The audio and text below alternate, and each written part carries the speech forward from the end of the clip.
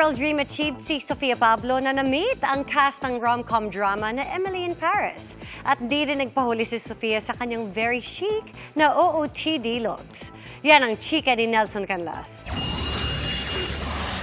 Emily in Paris? We only know Sofia Pablo in Rome. Slaying ang sparkle actress as part of the Philippine team sa cocktail night event ng Netflix para sa series na Emily in Paris. Sa IG, isinare ni Sofia ang snaps ng kanyang very classy and very cutesy look. I'm super honored, grateful. Yung ma-represent mo yung Philippines sa mga ganun ka-global na event. Ang laking parang mileage para sa akin as an artist. Palagi siyang surreal experience for me.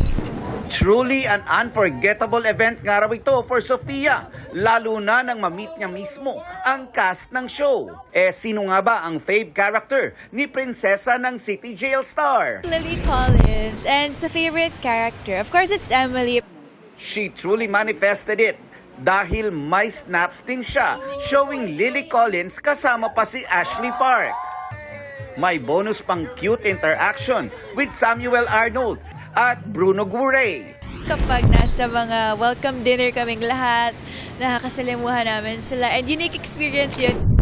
Bago yan, may when in Rome moments din si Sofia na enjoy sa paglilibot sa Eternal City na match with her chic aesthetic. Pagbalik sa bansa, focus daw ulit si Sofia sa shoot ng upcoming Kapuso series na Prinsesa ng City Jail, kung saan niya kasama ang other half ng Team Alfia na si Allen Ansay.